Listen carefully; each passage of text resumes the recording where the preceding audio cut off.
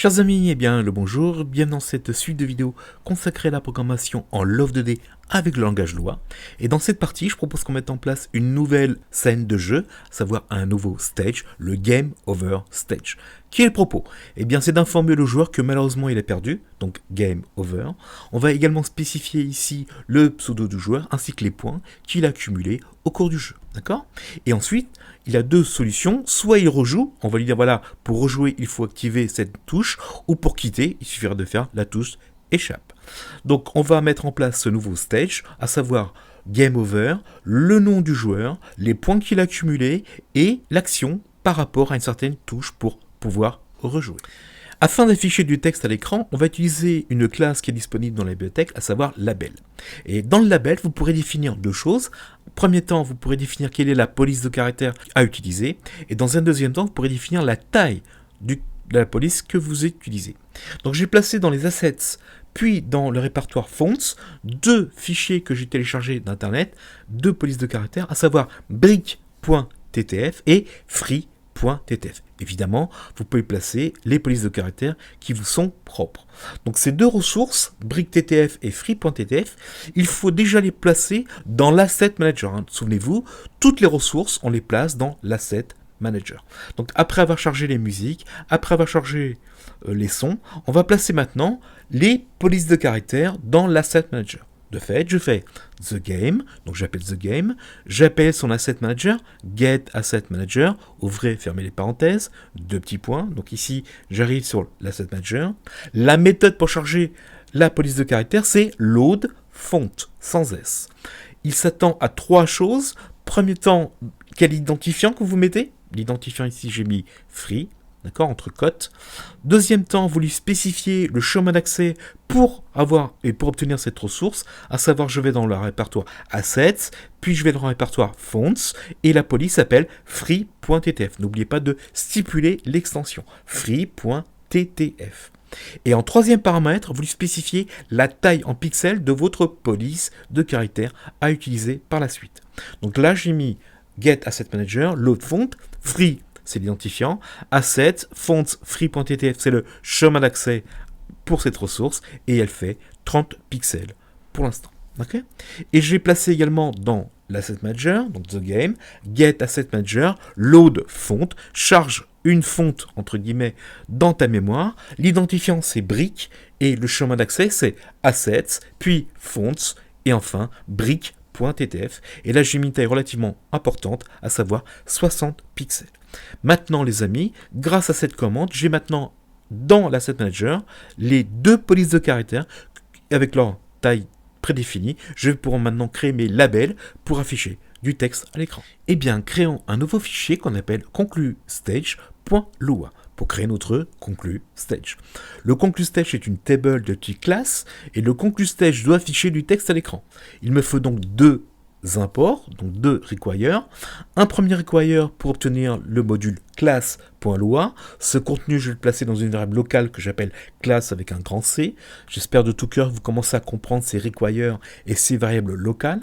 Il faudra que je crée aussi des labels. De fait, je fais require, lib, label, en sous-entendu .lua, et le contenu, vous le placez dans la variable locale label. Avec un grand L, vous êtes capable maintenant de créer des classes et de créer des labels. On place maintenant dans une troisième variable qu'on appelle concluStage, la stage proprement dite. C'est une variable de type class, donc je fais class, j'ouvre et je ferme les accolades. Il n'y a pas d'includes parce qu'il n'y a pas d'héritage autre que le class. Mais pour l'instant, ce concluStage est une classe vide. On va maintenant le construire. Donc le construction passe par la fonction init, souvenez-vous, donc on fait function. Cette fonction appartient au concluStage, donc je fais concluStage, deux petits points init. On va lui passer deux arguments, à savoir la largeur et la hauteur de la fenêtre, afin de placer ces différents labels. Lui, qu'est-ce qu'il va faire en recevant les arguments largeur et hauteur? Il va les sauvegarder dans sa propre table. Donc il crée deux variables internes dans sa table, une pour avoir la largeur de la fenêtre, une qui contiendra la hauteur de la fenêtre. Il faut afficher une image en fond d'écran, un background. Donc il va placer dans sa propre table une ressource qu'il appelle img comme image.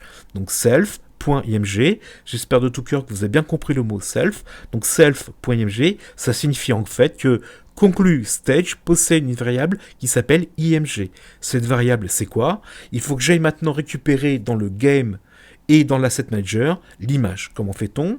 On passe par l'objet global, the game, deux petits points, get asset manager, on récupère l'asset manager de the game, et pour récupérer la ressource, on passe par la méthode get image. Vous lui passez l'identifiant, ici l'identifiant qu'on a placé c'est background, et bien maintenant, conclu stage possède l'image de background, il va pouvoir l'afficher.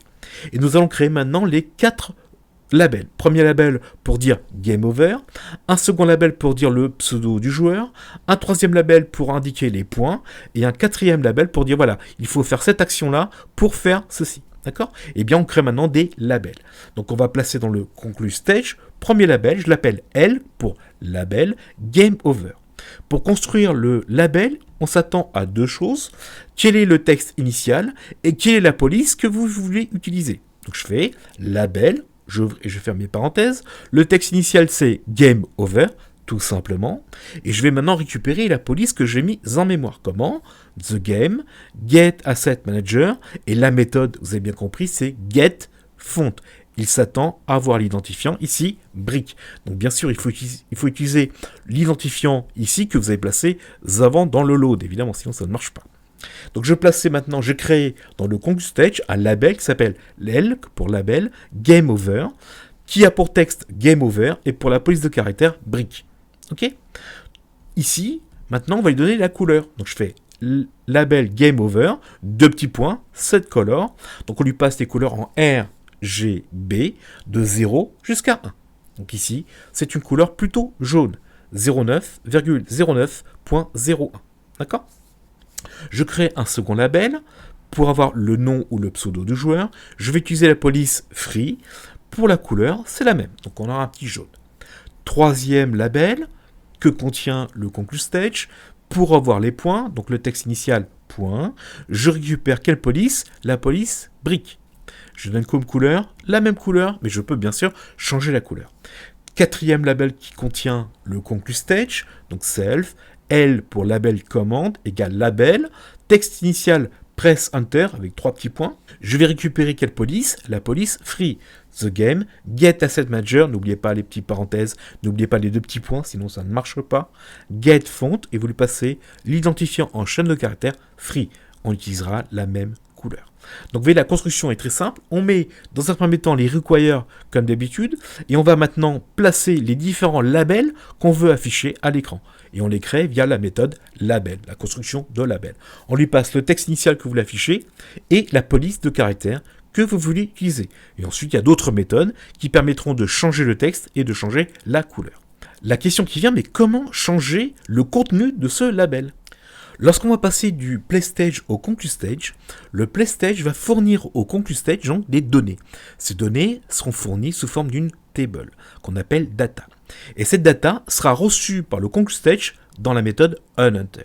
Donc quand il va rentrer dans onHunter, et il rentre juste après la construction, il faut voir s'il y a quelque chose dans data. Donc s'il y a quelque chose dans data, on va ensuite extraire le pseudo du joueur et extraire les points à partir de data. Donc premièrement, attention de bien tester l'existence de data. C'est pour ça que je fais if data. En gros, si data n'est pas nil, n'est pas nul.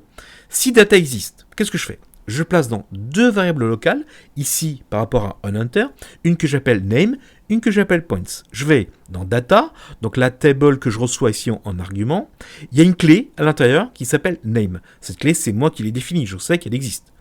Et j'ai une clé également qui s'appelle points. Donc je place dans name le pseudo du joueur et je place dans points les points du joueur. D'accord? En chaîne de caractères, bien sûr. Et maintenant, connaissant le pseudo et les points, je peux mettre à jour mes labels. Comment? Donc self.lName, je rappelle, self fait référence au conclu stage. Donc je vais dans le label qui s'appelle lName, je vais changer son name. Donc le contenu de la label, en faisant deux petits points, set, donc la méthode c'est set texte, et vous stipulez la chaîne de caractères qu'il faut y placer. En faisant self label name, donc le L name, deux petits points, set texte, vous mettez le pseudo du joueur en place. De même, en faisant self de .l points, donc le label point que contient concluStage, set text, attention, c'est ces chaînes de caractères, set text points, il va afficher le nombre de points. C'est comme ça, les amis, qu'on va mettre à jour les labels grâce à la méthode onHunter qui recevra ou pas, il faudra bien tester l'existence de data. Le playStage fournira au concluStage des données sous forme d'une table qu'on appelle data. D'accord ? Regardons la méthode maintenant render du concluStage. Donc il faut dans un premier temps afficher l'image de fond et par-dessus afficher les différents labels à des positions bien stipulées. Donc premier temps, on va afficher l'image de fond. Donc on demande à love, point de récupérer son module graphics, point draw, donc c'est la méthode qui nous permettra de dessiner des images de fond par exemple. Self.image, c'est l'image background que contient concluStage et je l'affiche à la position en haut à gauche à 0 en X, 0 en Y. Donc j'ai maintenant l'image de fond. Et je vais maintenant par-dessus afficher les différents labels. Pour ça, il y a une méthode qui s'appelle tout simplement render. Vous lui passez la position X de votre label et la position Y de votre label. Attention, c'est le point en haut à gauche, encore une fois. Donc là, je demande au label GameOver de s'afficher en faisant self.lGameOver, render. Je l'affiche à X égale à 200 et Y égale 10. Deuxième temps, je dis ici au label que contient maintenant son pseudo name de se afficher, donc render, je le positionne en X égale à 300, Y à 150. J'affiche les points via la méthode render à X égale 300, Y égale 250. Et j'affiche la commande faites quelque chose pour la suite, je fais render, je la pose en X égale à 220 et je prends la hauteur de la fenêtre moins 100. Donc il se situe très bas de ma fenêtre. Donc vous voyez, le méthode render, il n'y a aucune difficulté. On affiche d'abord l'image de fond, donc le background, et par-dessus, on vient afficher les labels les uns par rapport aux autres en les positionnant et en X et en Y. Comment passer maintenant d'un stage à l'autre ? Afin d'utiliser votre concluStage, vous devez passer par deux étapes. Première étape, rendez-vous dans le main.lua, donc le point d'entrée principal de votre projet. Vous allez créer une variable locale que j'appelle concluStage avec un petit c, et vous faites un require, vous allez importer dans cette variable locale concluStage le conclu_stage.lua. Donc je pourrais ensuite appeler le concluStage. Donc premier temps, il faut importer, faire donc des requires dans le main.lua et le placer dans une variable locale, ici, concluStage. Et vous vous souvenez, ces stages, il faut les placer dans TheGame, et TheGame possède quelque chose qui est très important, c'est le Stage Manager. Je m'entends. Souvenez-vous, il y a quelques temps, on avait fait TheGame, load stage, donc après avoir chargé toutes les ressources, les images, les sons, les fontes, on va placer maintenant les stages. Pour ça, on dit TheGame, load stage, charge en mémoire tous les scènes de jeu, les stages, en passant par le Stage Manager, attention à la syntaxe, parenthèse, colibracis, on lui passait une première clé. La clé ici, entre crochets, on lui passait le mot play. Vous mettez le mot que vous voulez. Et c'était quoi le but ? Quand on faisait play, lui, il retournait une fonction, et cette fonction retournait quoi ? Le play stage, tout simplement. Eh bien, on va créer une deuxième entrée. Donc, on fait crochet, vous lui mettez la clé, moi je mets conclu, vous mettez le nom que vous voulez. C'est une fonction, donc égal, function, n'oubliez pas ici la virgule entre les deux, function, et return, conclu, stage. Donc maintenant, TheGame possède un stage de jeu, le play stage, et un stage de conclusion, le conclu stage. Pour appeler le stage de jeu, il suffit de faire play, et pour appeler le conclu stage, faire conclu. C'est ce qu'on avait fait ici. Quand on faisait TheGame, get asset manager, donc je récupère stage manager, je récupère le stage manager de TheGame, change le stage, et je lui passais pour la clé le play. Lui, il lançait après la fonction retournait quoi ? Le play stage. Et bien maintenant, imaginons que au lieu de faire play, je fais ici conclu. Vous savez ce qui va se passer. Il va faire quoi ? Donc il a en mémoire le play stage, le conclu stage, en faisant get stage manager, change le stage conclu, il va appeler les méthodes ici. Cette fonction va appeler et retourner le conclu stage. Donc il est probable qu'on voit maintenant à l'écran non plus le play stage, mais le conclu stage. Et comme je lui passe pas d'argument, le data, il est nul. D'accord ? Donc le test, quand il va rentrer dans un inter, il va voir que le data est nul, il ne va pas mettre à jour mes labels de nom et labels de points. Donc ils vont garder les noms initiaux, donc au démarrage. Donc il devra avoir une fenêtre de jeu, écrit en haut Game Over, écrit Name, écrit point, parce qu'il n'y a pas mise à jour du nom ou le pseudo du joueur et les points, et presse Enter. Vérifions que ça fonctionne comme on l'a attendu. Donc on fait un petit peu de ménage comme d'habitude et on lance la commande love. J'ai bien une fenêtre de jeu. Ici, il apparaît bien Game Over. Comme je n'ai pas passé de variable data avec le pseudo, pour l'instant, elle est nulle. Donc, il garde pour l'instant la chaîne de caractères à la construction, donc par init, name, et pareil pour les points. Je n'ai pas passé les points. De fait, il y a la chaîne de caractères qui a été donnée à la construction du label, donc écrit points. Mais on ne va pas faire comme ça. On va d'abord ici, donc on peut arrêter ça. Ici, dans le change, on lancera d'abord le play. Et maintenant, il faut voir comment, en lançant le play, passer du play stage au conclu stage. Pour passer du play stage au conclu stage, il faut d'abord détecter que c'est bien la fin du jeu, que le score indique bien que is game over. Donc allons dans le play stage et créons une méthode qui s'appelle is game over. Donc je crée une fonction qui appartient au play stage que j'appelle is game over. Et testons si le score que contient play stage, est-ce qu'il vous renvoie true si c'est game over, false si c'est pas game over. Donc on teste if self.score, donc je prends le score que contient playstage et le score possède une méthode qui dit is game over. Il renvoie true si c'est le cas ou false. Donc imaginons que if self.score is game over, ici on nous renvoie true, donc égale true. Qu'est-ce qu'il faut faire? Donc c'est la fin du jeu, c'est sûr. Je vais créer une variable locale qui est de type table. Donc je fais local, je l'appelle data et je le mets in le table. Donc de égale colibra 6. Je vais créer deux clés, une clé que j'appelle name, une clé que j'appelle point. Dans la clé name, je vais demander à score de me donner le pseudo du joueur. Donc je fais self.score, getName, c'est la méthode. Donc getName vous renvoie le nom du joueur. N'oubliez pas de mettre la virgule, virgule. Je crée une nouvelle clé que j'appelle points. Je dis au score de me donner les points. Donc j'ai maintenant une table que j'appelle data, qui est locale, qu'elle existe ici que dans le is game over de playstage. Donc dans data, j'ai une clé name avec le pseudo du joueur. J'ai une clé points avec les points du joueur. Je vais maintenant changer de stage. Comment? Je dis the game. Donne-moi tout de suite le stage manager. Donc get stage manager. Ici, je récupère le stage manager du game. Et je dis change stage. Donc va changer un nouveau stage. Vous lui passez le mot que vous avez mis dans le tableau, à savoir conclu, et en deuxième argument, vous lui passez le data.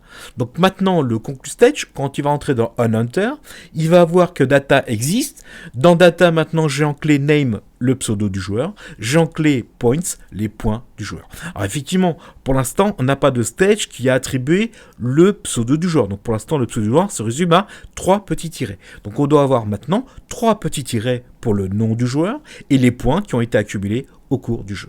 Et cette méthode doit être appelée bien sûr à la fin du update du playstage.